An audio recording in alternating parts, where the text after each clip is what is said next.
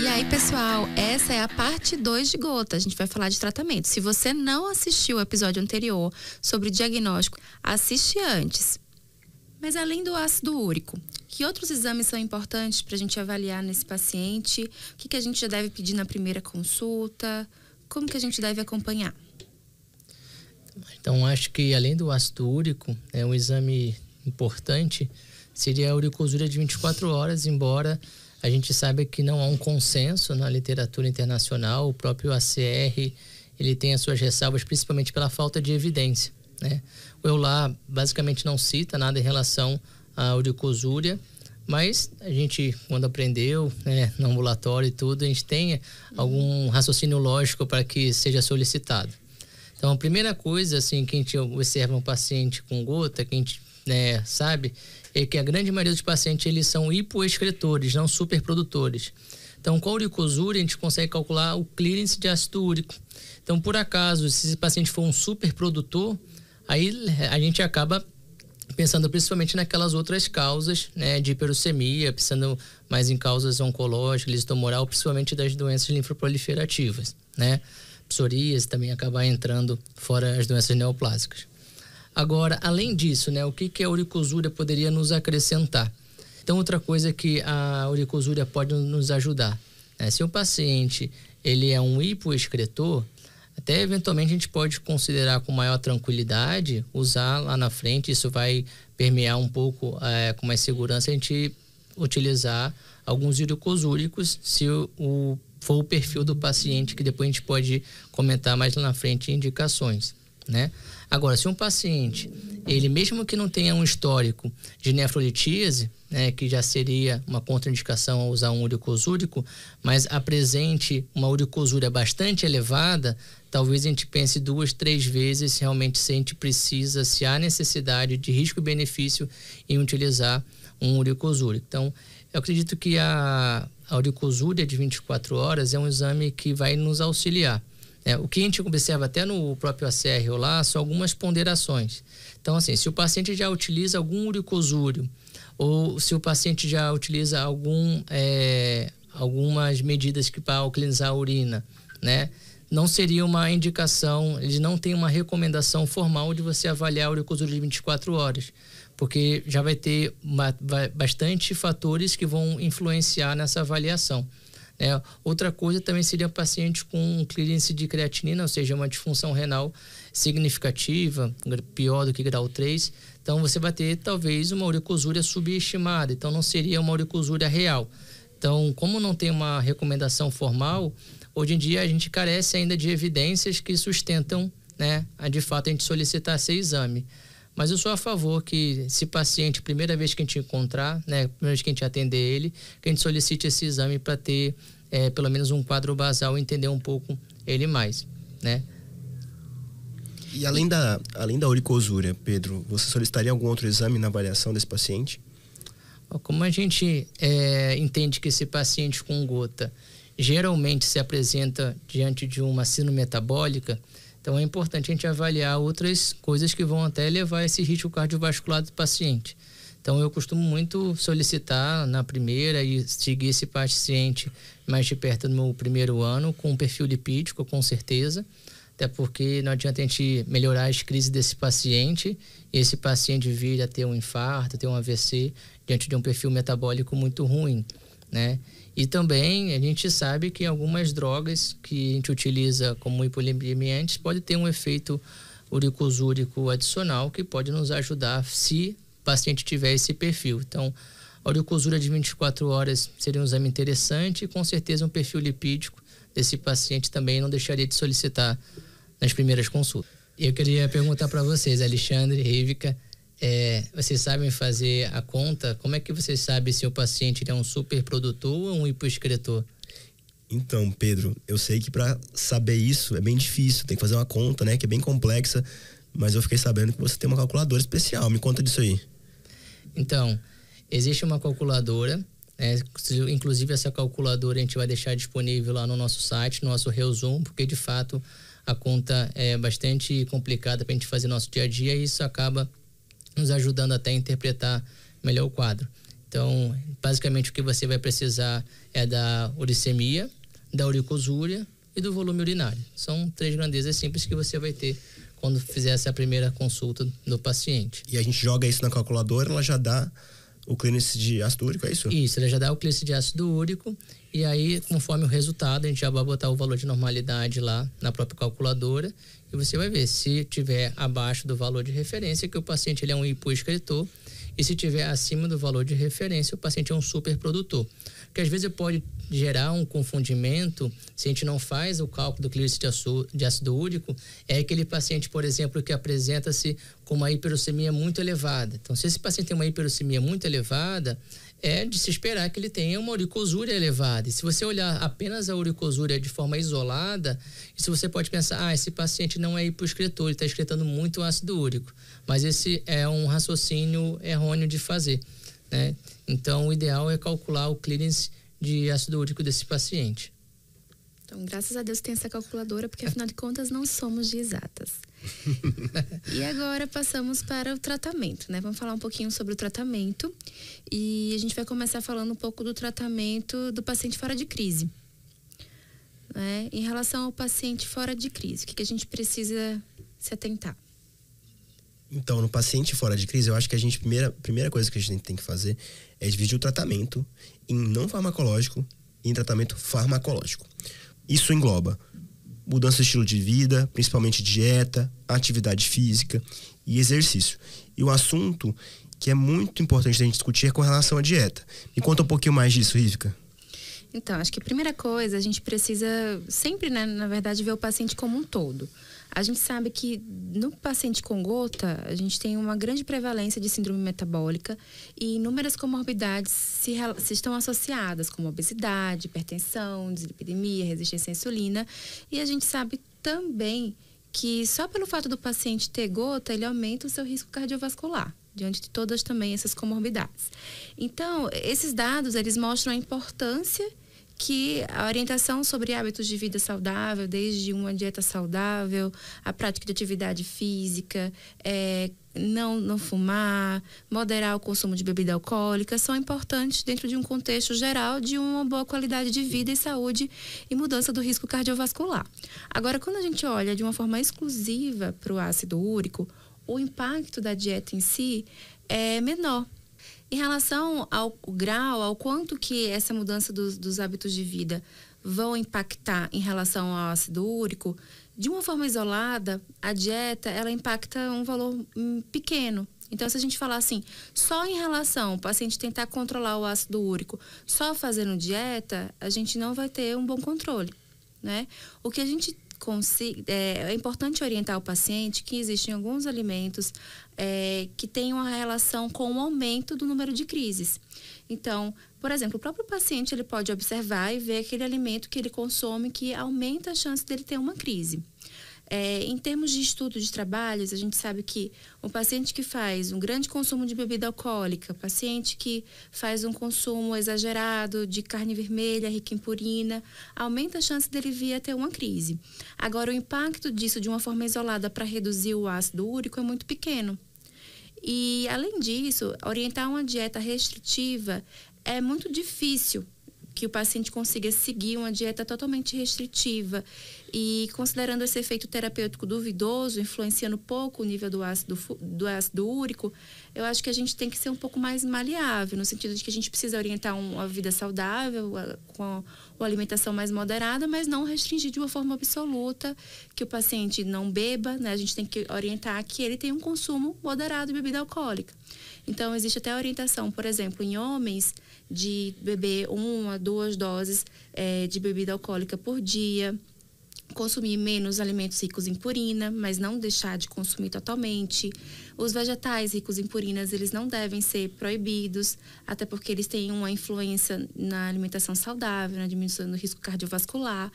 Então, realmente, é conversar sobre ter uma vida saudável e ser maleável. E conversar com ele sobre o que o alimento pode trazer na sua qualidade de vida, o que ele pode mudar para ter uma vida melhor e reduzir o seu risco cardiovascular, que é isso que vai ter o maior impacto a longo prazo.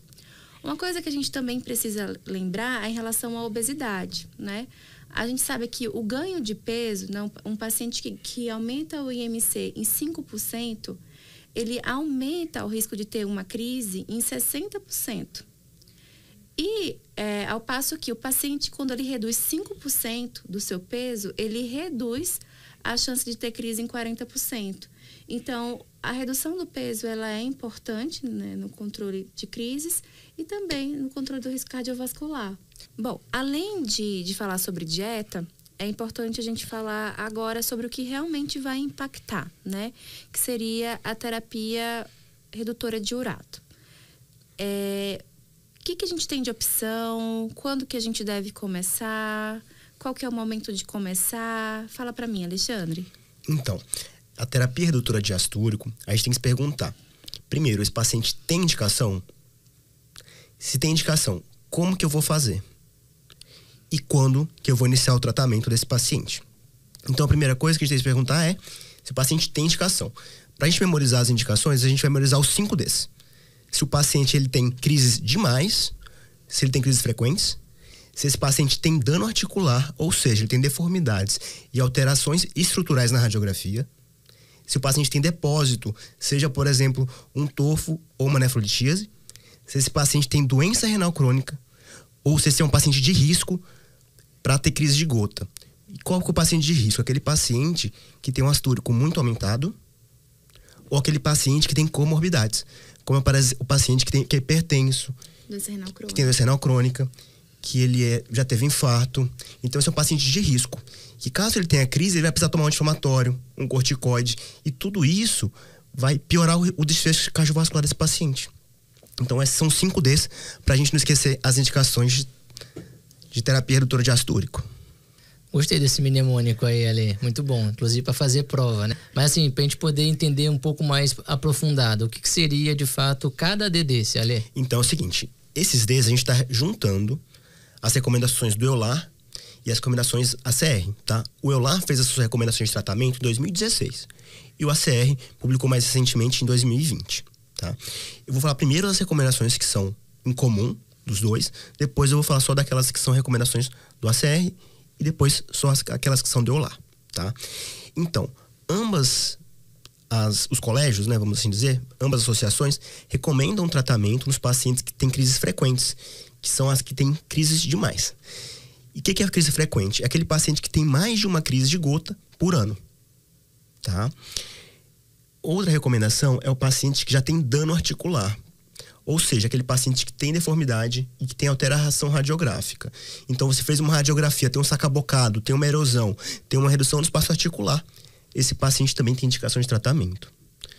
Outra indicação é o paciente que tem depósito, né? Então, eu memorizei assim, como depósito mesmo. Então, o paciente tem depósito de cristal de ácido úrico na pele. Então, ele tem tofo. Ou o paciente que já tem nefrolitíase. O objetivo do tratamento nos pacientes com nefrolitíase é a gente reduzir a formação de novos cristais, de novas pedras renais, de nova litíase, né? Reduzir que o paciente tem uma nova litíase. Outra recomendação também que é comum é o paciente que tem doença renal crônica. E o porquê disso? Apesar da evidência ser ruim, alguns trabalhos mostraram que a terapia redutora de ácido úrico pode reduzir a progressão, a perda, né, da taxa de filtração glomerular ao longo do tempo. Mas essa evidência é ruim. Outros trabalhos não mostraram isso, mas outros trabalhos mais recentes não mostraram isso. Mas um outro ponto que a gente tem que entender é que o objetivo do tratamento é reduzir o número de crises do paciente. E o paciente que tem doença renal crônica, ele tem contraindicação, ou é muito limitado o nosso arsenal terapêutico, quando ele tem crise. Você não pode usar anti-inflamatório. Tem que evitar colchicina, dependendo da filtração glomerular do paciente. Você vai usar corticoide, esse paciente já tem um alto risco cardiovascular, geralmente. Então, vai aumentar ainda mais esse risco cardiovascular. Então, é um paciente que é um paciente muito delicado. Então, se a gente conseguir reduzir a chance desse paciente ter crise, também é benéfico, tá? E a última recomendação, né, de tratamento é o paciente que é de risco. Então, o que a gente quer dizer nesse de risco? É um paciente que ele tem múltiplas comorbidades, ou é um paciente que ele tem risco para progredir muito rápido com a gota. Então, qual que é o paciente de risco? Então, é um paciente que tem um ácido úrico muito alto. O paciente teve o primeiro episódio de crise, mas é um paciente que tem um ácido úrico de 9. esse paciente tem indicação de tratamento pelo ACR. Pelo EULAR, o ácido úrico acima de 8 já tem indicação também, tá? Outro paciente que é de risco pelo EULAR é aquele paciente que tem um primeiro episódio de crise com menos de 40 anos. Porque a gente tem que entender que esse paciente ainda vai viver muito tempo. E se ele vai viver muito tempo, ele tem muito risco de ter vários novos episódios de crise. E, consequentemente, progredir com dano. Então, esse paciente também tem indicação de tratamento pelo EULAR. Outro grupo que também tem indicação de tratamento pelo EULAR são os pacientes com comorbidades que eu estava comentando com vocês. Então, um paciente que já teve infarto, tem insuficiência cardíaca, é um paciente hipertenso. Alguns trabalhos mostram que você reduzir o ácido úrico nesses pacientes, talvez você reduza o risco cardiovascular desse paciente. Mas a evidência para isso é ruim. E também a gente coloca na mesma situação do paciente com doença renal crônica. Você usar corticóide nesse paciente, usar anti-inflamatório nesse paciente, muitas vezes pode ser o motivo da descompensação da doença de base do paciente. Por exemplo, o paciente hipertenso, você faz corticóide, ele acaba batendo lá no pronto-socorro com uma urgência hipertensiva. Então, são pacientes também que se beneficiam da terapia redutora de ácido úrico por você reduzir o número de crises e, consequentemente, reduzir a exposição dele a essas medicações deletérias. Tá? E uma outra recomendação, agora do ACR, com relação ao número de crises, é que o ACR, na última recomendação dele, fala que aqueles pacientes que têm menos de uma crise por ano, mas tem crises uma vez ou outra, já teve mais um episódio de crise, também tem indicação de tratamento. Então, tratar todo mundo. Então, na dúvida, é isso trata. que a gente ia falar. No final das contas é isso. Na dúvida, trata todo mundo. Se o paciente tem gota, a maioria dos pacientes você vai ter que tratar. É a exceção não tratar. Perfeito. Isso mesmo. Agora a gente falou do geral, né? Então vamos falar um pouquinho sobre cada uma das medicações. E a gente vai começar pelas terapias que reduzem a produção de ácido úrico, né? Vamos começar a falar sobre o allopurinol. Então, o allopurinol, ele é um inibidor da xantina oxidase e que é a primeira escolha, é a primeira linha de tratamento para a gente utilizar. E aí isso é até interessante, né? Porque a gente acabou discutindo recentemente que a maior parte, a grande maioria dos pacientes com gota, eles são mais hipoexcretores do que superprodutores. Então, por que nós vamos utilizar uma droga que vai inibir a produção, uma vez que a grande parte da fisiopatologia envolvida, digamos assim, é a hipoexcreção? Então, teoricamente, seria a gente iniciar, a primeira linha seria os uricosúrios. Mas por que o allopurinol, né? Então, o allopurinol é porque é uma droga barata, uma droga disponível, né? E uma droga segura. Por mais que nós tenhamos a possibilidade de ter o risco, né? A gente fica bastante com medo de hipersensibilidade ao allopurinol, mas a chance disso acontecer frente aos benefícios que a gente tem ao paciente é muito pequena, né? Então, o allopurinol, por conta disso, é a primeira linha de tratamento, e isso é um dos poucos consensos que a gente tem em gota quando a gente avalia instituições ao redor do mundo, né? Então, o allopurinol, ele acaba ganhando por folga aí em relação às outras medicações. E é uma medicação muito eficaz, né? É uma medicação muito eficaz a medicação. A gente pode usar no paciente que tem doença renal crônica também. E acredito que um dos motivos da gente ter tão poucas medicações assim para o tratamento da gota é por causa disso, porque é um remédio muito bom. Porque quando a gente não tem nenhum remédio bom, a gente tem muito remédio, né? Quando a gente tem um remédio bom só, a gente acaba ficando com um arsenal terapêutico bem reduzido. Mas é importante a gente lembrar também, né, que a gente precisa ter alguns cuidados em relação ao uso do allopurinol, que é o caso do paciente com doença renal crônica, né? No paciente com doença renal crônica, é importante lembrar que a dose do allopurinol precisa ser ajustada, tá? A gente precisa iniciar com a dose mais baixa. Então, se a gente vê um paciente que não tem doença renal crônica, a gente inicia com a dose de 100 miligramas ao dia e a gente vai aumentando progressivamente em 2 a 4 semanas.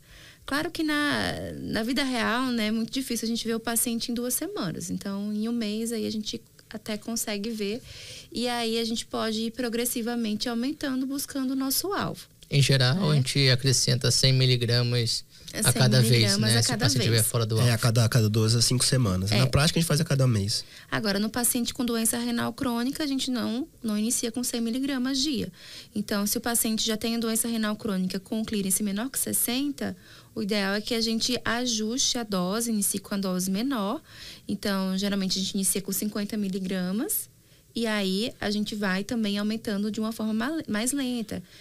Cada mês, a gente vai aumentando 50 miligramas e vai acompanhando esse paciente, porque o risco dele ter uma síndrome de hipersensibilidade acaba sendo maior. Perfeito.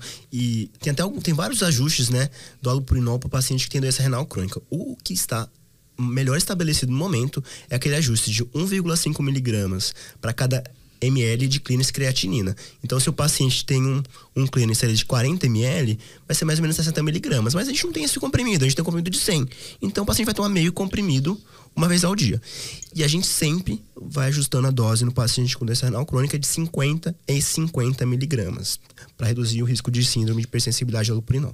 O que a gente precisa lembrar tem doença renal crônica, tem que pisar no freio, a gente não precisa decorar valores, a gente olha a tabelinha e fica de olho nesse paciente.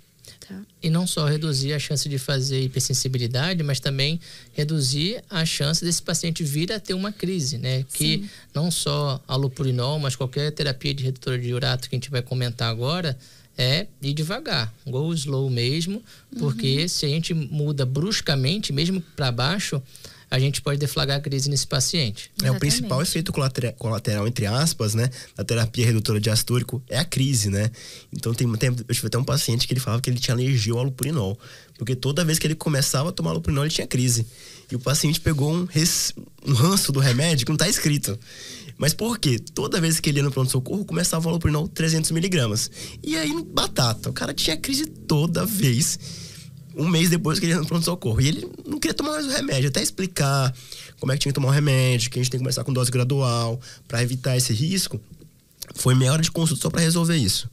E uma outra coisa que a gente tem que lembrar do allopurinol é a dose máxima, né? A gente, na dose máxima, muitas vezes o pessoal acaba deixando com 300 miligramas por dia. Quando, na verdade, a gente sabe que a dose máxima de allopurinol, com ou sem doença renal crônica, é de 800 a 900 miligramas por dia. Nesses pacientes que a gente consegue alcançar a dose necessária, a gente vai alcançar o nível de ácido úrico, nosso alvo, em mais de 80% dos pacientes. E no paciente com doença renal crônica, a maioria dos pacientes conseguem controle com a dose de 300 miligramas por dia. Então, a gente é só aumentar a dose devagar e sempre que o paciente vai alcançar o alvo. Exatamente, mas falando ainda sobre a síndrome de hipersensibilidade ao allopurinol, existem algumas situações, alguns grupos, né, de risco que a gente precisa ficar mais de olho, e até em locais que existe a disponibilidade, dosar o HLA B5801. Que grupo de risco é esse? Quem são esses pacientes? Então, o grupo de risco para síndrome de hipersensibilidade ao allopurinol são principalmente os orientais. E quando a gente fala de oriental, são os pacientes que são chineses da descendência de Han. É o grupo étnico Han. Esse grupo étnico é o principal grupo étnico da China, tá? E é o maior grupo étnico do mundo inteiro. Mais de 90% dos chineses são desse grupo. Outro grupo de risco são os coreanos também, os tailandeses. Uma outra indicação também são os afrodescendentes, que têm doença renal crônica, com uma taxa de filtração glomerular menor que 60 também. Mas o que está bem estabelecido principalmente são os orientais. Na prática, a gente não tem isso para todo mundo, né?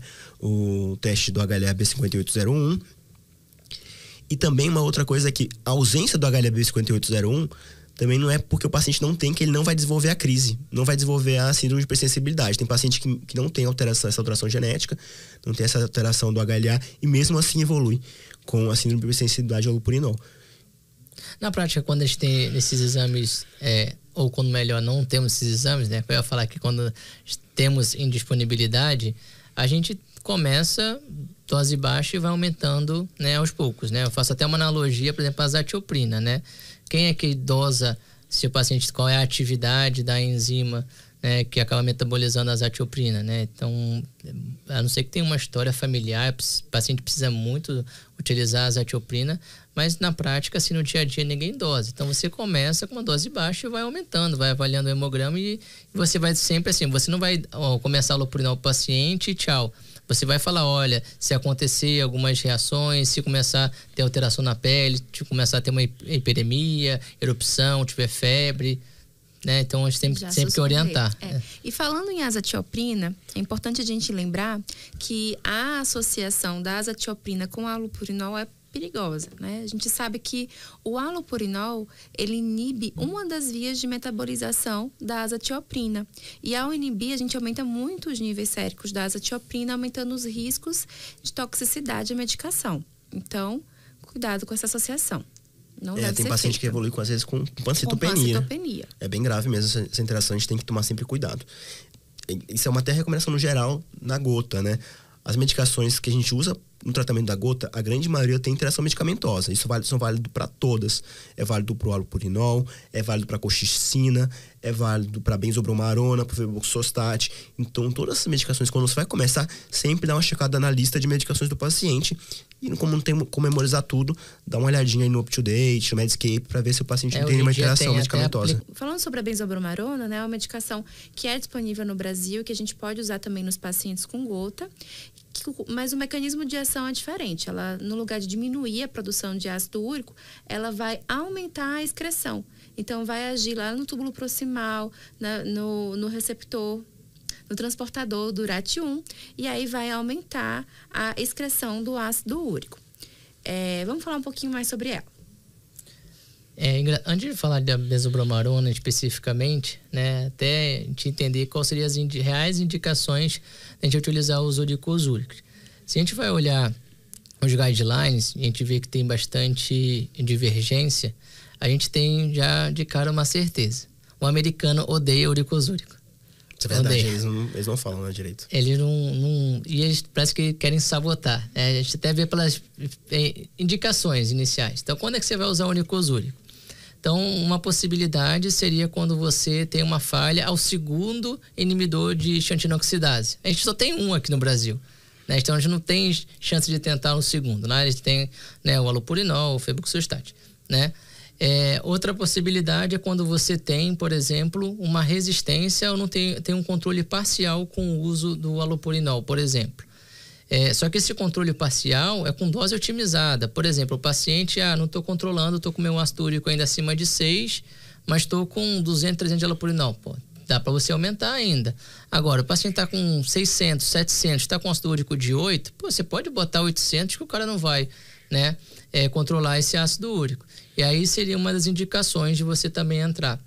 E como lá nos Estados Unidos você não tem a benzobromarona, né, que seria muito mais potente que a probenecida que eles utilizam lá, então ela tem esse viés. O que eles utilizam, já demoram para utilizar e ainda utilizam uma droga que é menos potente, né? Então será que a gente não está subvalorizando, né, os uricosúricos? E aí a gente tem que até fazer aqui um agradecimento aos pesquisadores brasileiros. Tem uma excelente revisão em relação à benzobromarona, que está publicada no Advanced Rheumatology, e que a gente vê que não precisa ter esse medo todo da hepatotoxicidade, que é a justificativa de não ser comercializada nos Estados Unidos. A gente observa que essa droga ela é utilizada na Europa, na Ásia, a gente utiliza bastante aqui no Brasil, e a gente não vê uma pandemia de hepatotoxicidade de paciente precisando fazer um transplante hepático, né?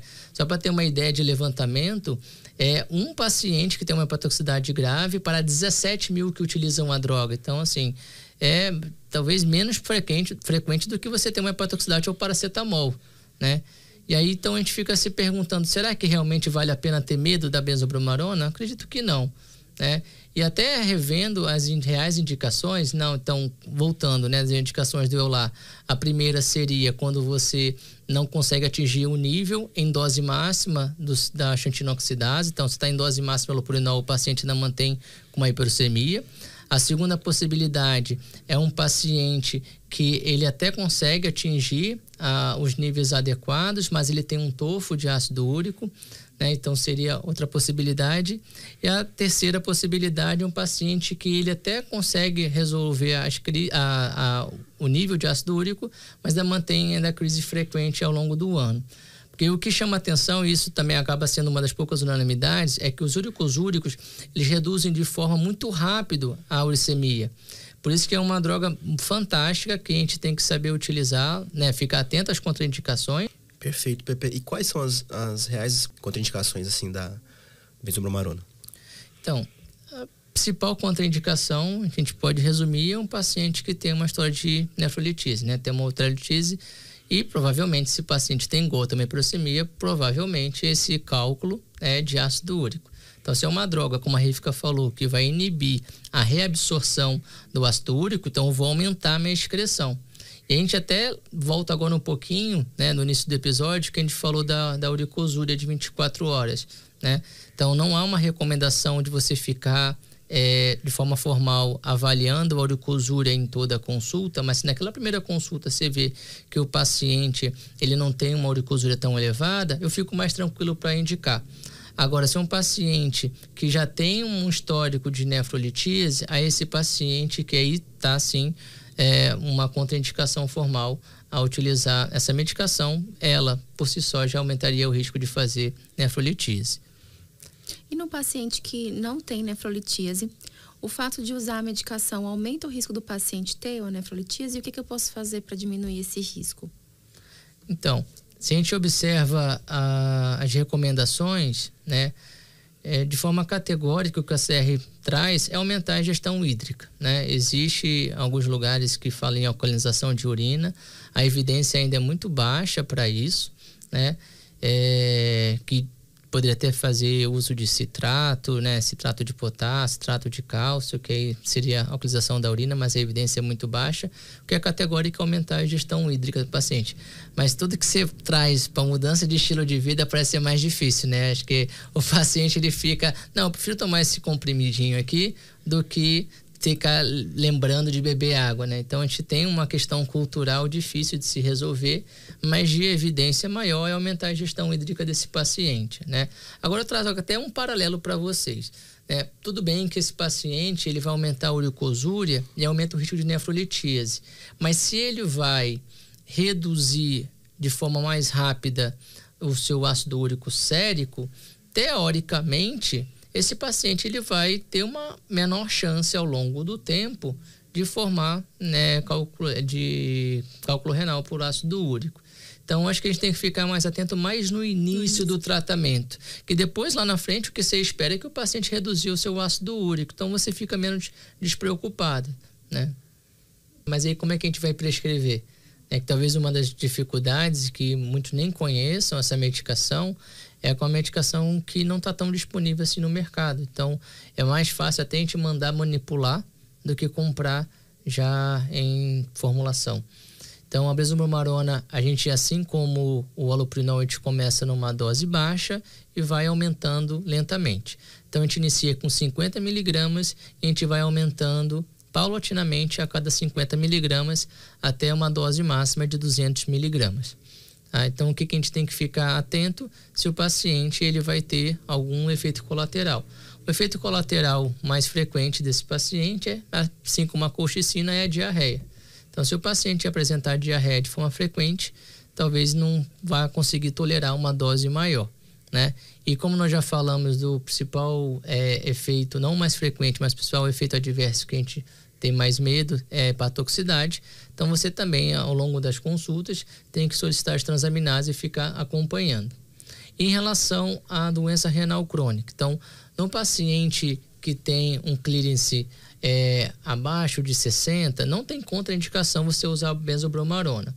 O que teria seria uma perda de eficácia dessa medicação, né? Logicamente, se o paciente filtra menos, ele vai excretar menos, tá? E o que a gente tem de evidência seria que se eu tiver aí sim um clearance menor do que 20, aí ela realmente não teria eficácia, né? Então, vale a pena usar um paciente com clearance de 30, 35? Vale, não vai ter a mesma eficácia se o paciente tiver uma função renal normal, tá? Então, iniciar com 50 miligramas e aumentar a cada 50 miligramas numa dose máxima de 200 miligramas. Não esquecer das transaminases, e a diarreia é o principal efeito adverso. Exatamente. Temos mais uma droga para falar, que é o febuxostat. O febuxostat é uma outra medicação que atua inibindo a produção do ácido úrico, né? Inibindo a xantinoxidase. Aqui no Brasil, a gente não consegue de uma forma fácil, só por importação, mas a gente acaba conseguindo e a gente usa em alguns pacientes mais refratários ao tratamento, que tenham contraindicações ao uso do allopurinol ou da besobrommarona. Vamos falar aqui, então, sobre o risco cardiovascular e febuxostat. É uma preocupação? Então, nos estudos iniciais do febuxostat, houve um aumento modesto do risco cardiovascular. Por isso, para aprovação da medicação pela FDA, foi solicitado outro estudo, que foi o estudo CONFIRMS. E o que esse estudo mostrou? Ele confirmou. O que ele confirmou? Nesse estudo, na verdade, não confirmou nada. Na verdade, ele não mostrou o aumento do risco cardiovascular. Tá? Então, a medicação foi aprovada. Porém, como os resultados eram controversos, o FDA solicitou um novo estudo. Agora é um estudo pós-marketing, né? Já é um estudo de fase 4, que foi o estudo CARES. Esse estudo demonstrou que teve um aumento do risco de óbito por todas as causas e por causa cardiovascular nos pacientes do grupo febuxostat quando comparado com allopurinol. O grande viés desse estudo, a grande parte dos pacientes tinham eventos cardiovasculares prévios, tá? Ou seja, o paciente tinha histórico de infarto, angina instável com internação, AVC isquêmico. Então, eram pacientes de alto risco cardiovascular. E, durante o segmento, 45% dos pacientes acabaram perdendo o segmento. E a maior parte dos eventos cardiovasculares, mais de 85%, foi depois da suspensão do tratamento. Ou seja, os pacientes vinham no segmento, atingiam um nível de ácido úrico, depois do término dos estudos. Ele suspendeu a medicação, 30 dias depois os pacientes evoluíram com desfecho cardiovascular. E aí a gente começa a perguntar, por que isso aconteceu? Uma das teorias é que quando você suspende a terapia redutora de ácido úrico, o paciente faz uma hiperuricemia, tá? De rebote. Isso provoca um estado pró-inflamatório no paciente, podendo causar instabilidade de placa. Tá? E o paciente acaba evoluindo com infarto ou com AVC. Isso é uma das teorias, tá bem? E o que aconteceu depois? Depois, saiu um outro estudo, tá? Depois disso tudo, saiu outro estudo, foi o estudo FAST, que foi publicado agora recentemente, em 2020, que não demonstrou aumento do risco cardiovascular quando comparou febuxostat e allopurinol. E depois foram realizadas também outras meta-análises que também não demonstrou aumento do risco cardiovascular. Então, no final das contas, o que a gente tem do febuxostat?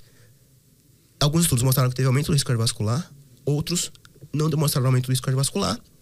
Na prática, o que eu gosto de comparar? Se alguém traiu você vai confiar nessa pessoa de novo? Eu acho que não dá pra confiar 100%, né? Você vai ficar com o pé atrás, por mais que a pessoa te peça perdão. Então, na prática, o que a gente tem que fazer? Se o paciente já teve algum desfecho cardiovascular, evita a medicação. Você vai preferir o allopurinol, que é um remédio muito mais seguro. Você vai preferir a benzobromarona.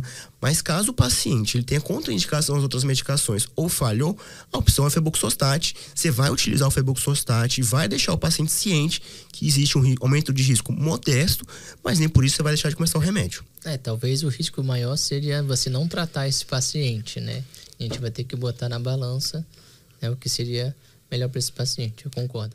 Então, com relação ao febuxostat, apesar de ter esses estudos iniciais que mostrou o aumento do risco, é um medicamento seguro e é uma opção que a gente tem que usar, sim, considerar no Brasil. A dose inicial é de 40 miligramas, a gente pode ir aumentando de 40 em 40 miligramas, até uma dose máxima de 120 miligramas por dia.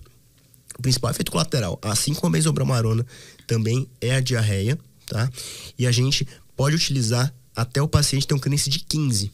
No paciente que tem um clínice de 15 a 30, a dose máxima é a dose já inicial, que é 40 miligramas, e acima de 30, o clínice acima de 30, a gente pode progredir a dose até 120 miligramas. E lembrar também que tem interação medicamentosa, assim como tem o allopurinol, com a azatioprina também, a gente tem que tomar cuidado. E lembrar do conceito básico de nunca suspender durante a crise também, né? E aí, no caso, voltando para o nosso paciente, né, a terapia redutora de ácido úrico foi iniciada durante a crise. É o melhor momento? O que vocês acham? Então, a gente tem duas opções, né? A gente pode esperar o paciente sair da crise para começar o tratamento e a gente pode começar a terapia redutora de ácido úrico na vigência de crise. Pedro, o que você acha disso, de começar na vigência de crise?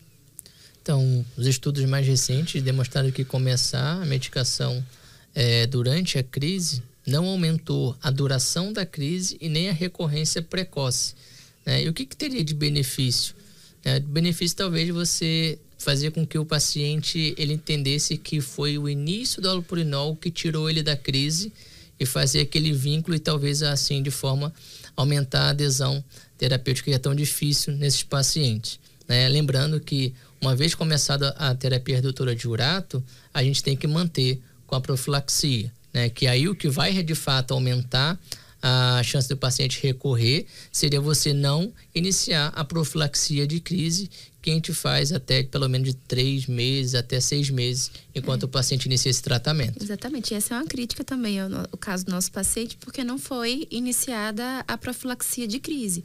E isso foi proposital. Na verdade, é bem comum a gente ver esse caso de pacientes que até aproveitam o momento dele estar no pronto-socorro, iniciam a terapia redutora de urato, tratam com anti-inflamatório a crise, mas por 5 dias e aí acabou. Só que aí a gente sabe que no momento que a gente inicia a terapia redutora de urato, a gente, ao reduzir os níveis de ácido úrico, a gente pode precipitar novas crises, aumenta a chance. Então, é importante a gente entender que, enquanto existirem cristais, eles não forem dissolvidos, esses cristais, eles podem entrar em crise, precipitar em uma nova crise. É isso mesmo. Atualmente, né, a gente tá mais tranquilo de começar o allopurinol na vigência da crise. Só que tem um viés, tá? Eu acho que a gente também tem que ponderar quando não começa na crise. Quando que a gente não vale a pena começar na crise? Naquele paciente que eu não tenho um ácido úrico basal dele, fora da crise, né? Pra gente saber se tá melhorando ou se não tá respondendo. Aquele paciente que nunca usou allopurinol também, porque se o paciente, por mais que ele tenha um quadro clínico típico, teve um diagnóstico bem estabelecido de gota, você começar o allopurinol no paciente que nunca usou allopurinol, junto com anti-inflamatório, com dipirona, com tramadol, com paracetamol, e esse paciente faz o efeito adverso, você não sabe o que foi. E você pode acabar perdendo uma medicação. Então, eu acho que onde que tem papel, a gente começa na vigência de crise. Naquele paciente que já tem um diagnóstico bem estabelecido de gota e aquele paciente que já tem um ácido úrico basal dosado e um paciente que já usou allopurinol previamente e não teve efeito colateral nenhum. Eu acho que esse é o paciente que a gente pode começar com segurança. Bom, então a gente falou sobre as terapias, né? Agora a gente precisa entender qual que é o nosso alvo, o que a gente vai explicar para o paciente, qual que é o nosso objetivo. A gente tem algum valor que a gente precisa alcançar? A gente tem sim um alvo, né, no tratamento da gota. Para a maioria dos pacientes, esse alvo é um ácido úrico menor que 6, porque ele se mostrou capaz de dissolver, né, de absorver os cristais já formados, tá? Reduzir o número de crises. E esse alvo menor que 6 é para a maior parte dos pacientes. No EULAR, ele falava também de um alvo menor que 5, mas a evidência para isso é ruim. Mas eu acho que vale a pena a gente considerar esse alvo naqueles pacientes que têm uma doença muito extensa, muito agressiva, paciente que já tem múltiplos tofos, tem uma doença poliarticular, que tem deformidades articulares. Então, se a gente fizer um paralelo, por exemplo, com a nefrite lúpica, como é que a gente faz? O paciente tem uma nefrite lúpica classe 4, a gente vai ser mais agressivo com ele. O paciente tem uma artrite reumatoide com manifestação extra-articular, a gente também vai ser mais agressivo com ele. Então, na gota, a gente também tem que ter um pouco desse entendimento e ser mais agressivo no paciente que tem a doença mais agressiva. Em relação quando a gente inicia uma terapia redutora de urato, a gente tem que ter alguns cuidados, né? Um deles é o risco de precipitar uma nova crise. Por isso que a gente tem que falar agora sobre profilaxia. Então, um dos, digamos, erros assim do caso clínico que a gente trouxe é que o paciente ele foi com uma crise no pronto-socorro, foi orientado ao tratamento da crise com anti-inflamatório e já iniciaram a terapia redutora de urato, mas não foi orientado à profilaxia de crise. E aí é importante a gente lembrar que até que os depósitos de ácido úrico sejam eliminados, dissolvidos, existe ainda o risco de crise. E é por isso, esse a base, né, para a gente fazer a profilaxia. Quando a gente inicia a terapia redutora de urato, então a gente pode levar uma crise aguda, uma crise articular aguda, e em até 50% dos pacientes. Então, é um valor alto que a gente precisa considerar. E aí, mais uma vez, a gente orienta, né? Começar sempre com uma dose mais baixa, no allopurinol, por exemplo, porque já diminui o risco de ter de precipitar uma crise e associado uma terapia anti-inflamatória associada à profilática. E atualmente a gente tem 3 grandes medicações que a gente pode utilizar. Principal, colchicina, anti-inflamatório e o corticoide em dose baixa, que a gente tem menos evidências, a gente usa nos casos que a gente não possa utilizar as outras terapias. Em relação à colchicina, a gente faz uma dose de 0,5 miligramas 1 a 2 vezes ao dia. O que a gente tem que ter cuidado em relação aos efeitos colaterais da colchicina, principal relacionado ao trato gastrointestinal, dor abdominal, diarreia, mais comum nos pacientes idosos, né? Ter cuidado também com relação, como é um tratamento profilático, um tempo um pouco mais prolongado, ficar de olho em relação aos sintomas de uma neuromiopatia. Então, se o paciente ele começa a reclamar de fraqueza, membros inferiores, dormências, a gente já tem que ficar de olho nisso e suspender a medicação, tá? E também, antes de começar, perguntar ao paciente se ele está usando alguma outra medicação. Lembrando que na reumatologia, então a ciclosporina, que vai agir na via do citocromo P450, é uma das medicações que a gente contraindica o uso junto com a colchicina por aumentar os seus níveis tóxicos. A mesma coisa, outras medicações, a claritromicina, os inibidores da protease.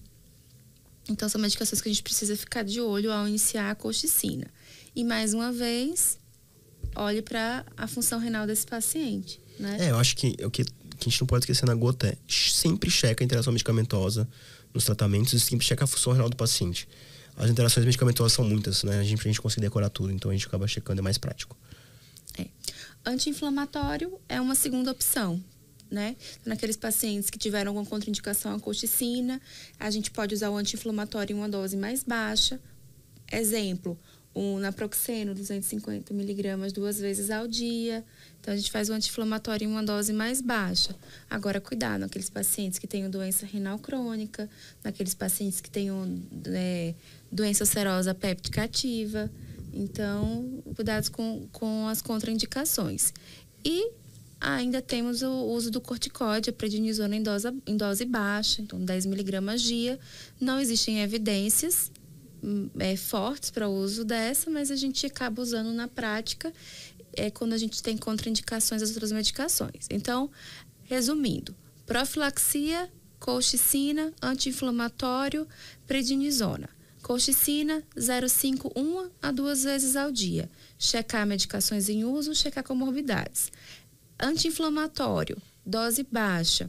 Sempre. Também checar riscos de contraindicações. Não posso usar nenhuma dessas. Tem a opção de usar o corticoide com pouca evidência, mas eu posso usar em dose baixa para prevenir uma precipitação de crise. Interessante é que as medicações que a gente utiliza na profilaxia são as medicações que a gente utiliza para tirar o paciente da crise, né? Talvez a grande diferença seria que na profilaxia você utiliza uma dosagem mais baixa. Uma dose mais baixa. E quando a gente começa a profilaxia, tem um tempo, né? A gente começa de 3 a gente mantém a medicação, né, de 3 a 6 meses após o início da terapia redutora, né? E então, esse 3 a 6 meses, no mínimo 3 meses, e a gente tem uma tendência de manter por 6 meses naquele paciente com TOF, por exemplo, naquele paciente que tem crises mais recorrentes, no paciente mais grave. E esse tempo pode ser prolongado ou a gente mantém assim no máximo 6 meses? Então, a gente precisa ficar de olho em relação aos riscos das medicações, né? Em relação aos efeitos colaterais. Então, não manter por mais de 1 ano, né? E lembrando, por exemplo, a colchicina, o uso prolongado dela aumenta o risco de miotoxicidade, e o anti-inflamatório, o corticoide, todos aumentam o risco de toxicidade. Então, é mais nessa fase inicial em que a gente está iniciando a terapia redutora de urato até a gente conseguir dissolver os cristais e diminuir a chance de precipitar uma crise. E hoje em dia é menos frequente as crises, né? Como a gente começa atualmente com dose mais baixa da terapia redutora de ácido úrico, né? Por exemplo, a allopurinol com 100 miligramas, isso hoje em dia cada vez é menos frequente.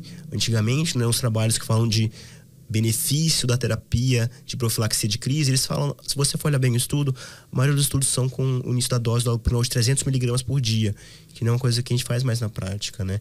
Então, o guideline, né? O ACR fala que é para fazer para todo mundo, né? Para todos os pacientes, a gente tem que fazer a terapia de profilaxia de crise, mas o que eu acho se você, por algum motivo, está receoso, o paciente usa múltiplas medicações, está com receio com relação à interação medicamentosa, o paciente tem doença renal crônica, começa com dose baixa.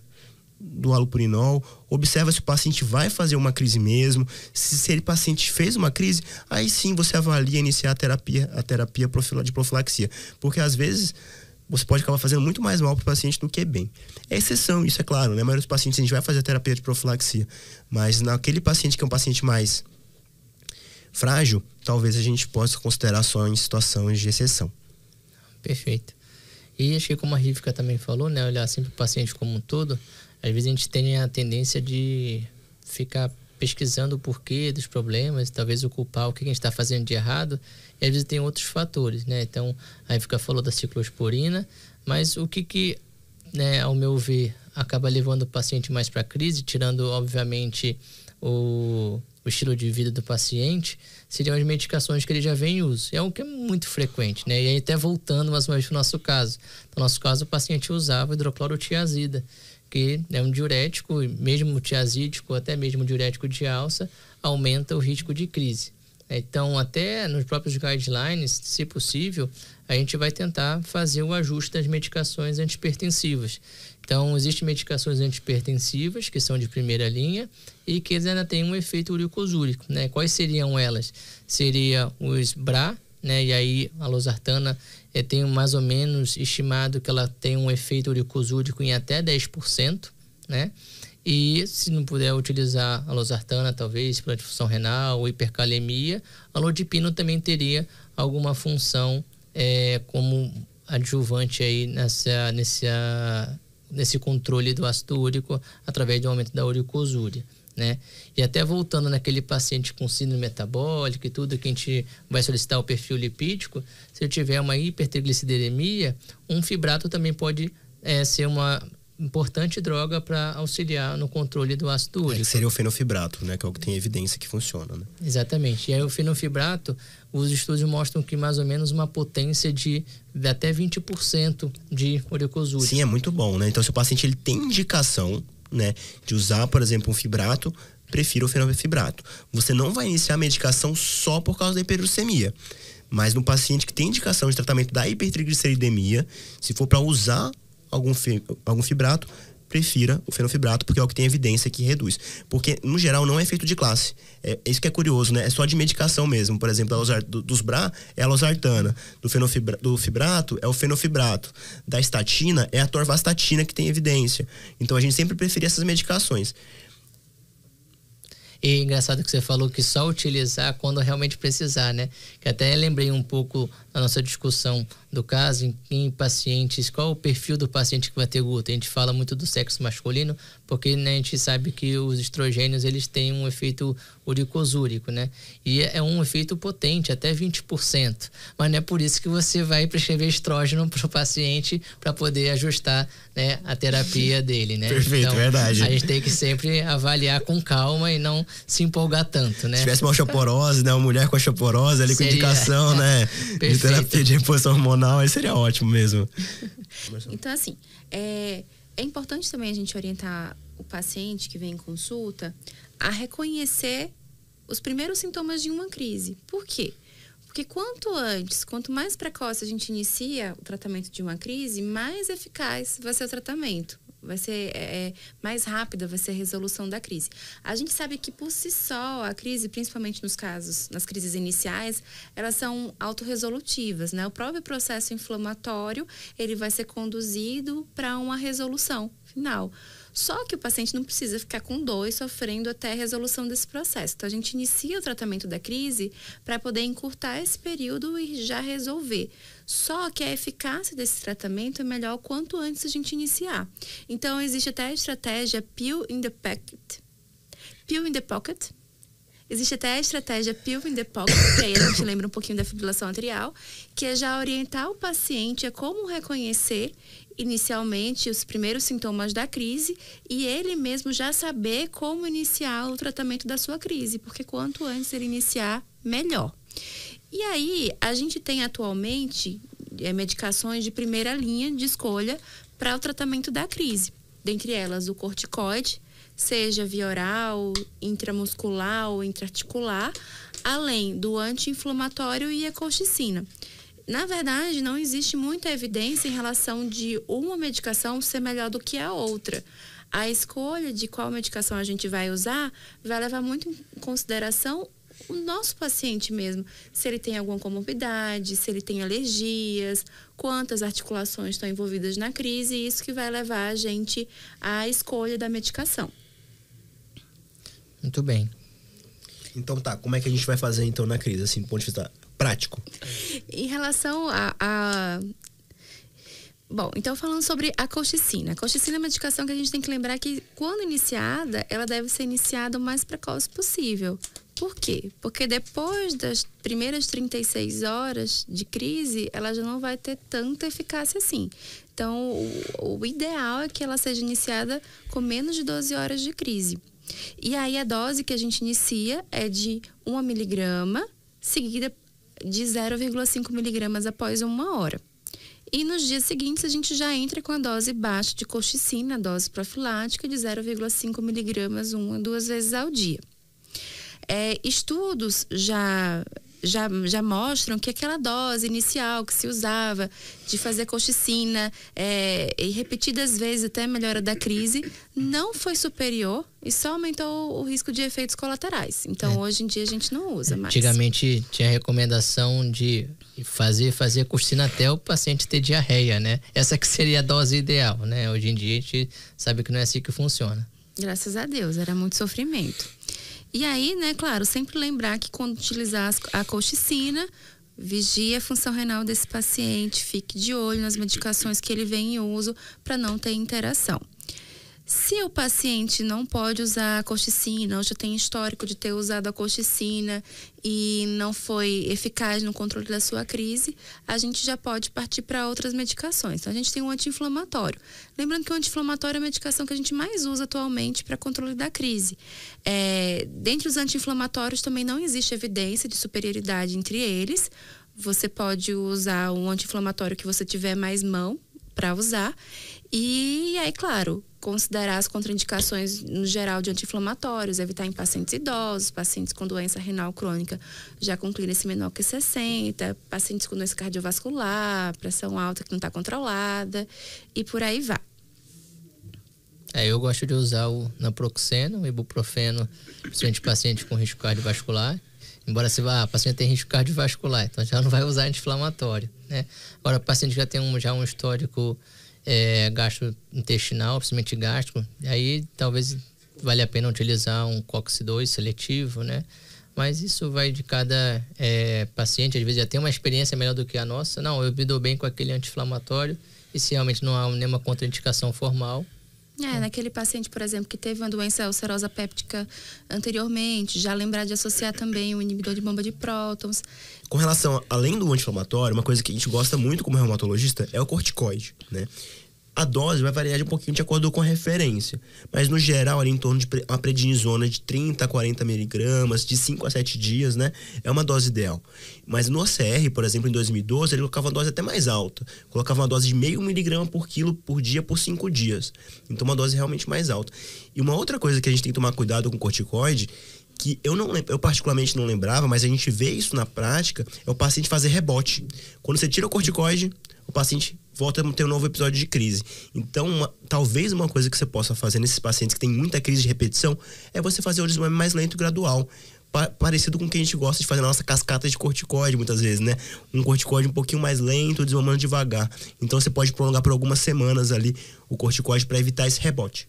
Mas, Ale, e se o paciente já estiver usando uma profilaxia já com uma colchicina, teria esse efeito rebote? Você sabe? Então, isso aí não está descrito em lugar nenhum. A gente pode fazer um estudo, né? Estamos abertos. Não, mas sabe o que eu gosto muito, assim? É de fazer uma beta-metazona de depósito. Isso é maravilhoso, cara, é a melhor né? coisa, cara. É a melhor coisa. Lógico que não dá pra abusar, né? Mas seria, pra mim, é o mundo ideal. Eu uso muito na minha prática, paciente com crise de gota, assim, não é diabético, insulina dependente, tudo. Eu utilizo que o paciente ele não vai fazer uso da maneira que a gente prescreve, assim. É difícil, né? Assim, na verdade, tem até... já vi reumatologistas reconhecidos, né? Falarem que na verdade, assim, preferem usar o corticoide intramuscular porque eles têm o controle da dose do corticoide. Não fica na mão do paciente de ficar aí usando, foi tão bom o corticoide para mim, vou ficar aí usando por meses, anos de corticoide. Então, quando você faz a injeção, é aquela que eu prescrevi e só. Então, você tem um controle maior do corticoide. O lado bom de fazer o corticoide intramuscular é isso, mas tem o lado negativo também. Aquele paciente que é diabético, que é insulino dependente, aquele paciente que é hipertenso, se você faz o corticoide intramuscular, já foi feita a dose. Esse paciente vai continuar com descontrole glicêmico, isso não tem como tirar o remédio. Se você faz via oral, no paciente que ele tinha contraindicação a outras medicações, você só tinha a opção de usar o corticoide, talvez eu prefira só fazer o via oral nesse paciente, porque eu já deixo ele orientado. Olha, se sua glicemia ficar muito alta, se sua pressão ficar muito alta, suspende o remédio. Tá na nossa mão, pelo menos. Exatamente.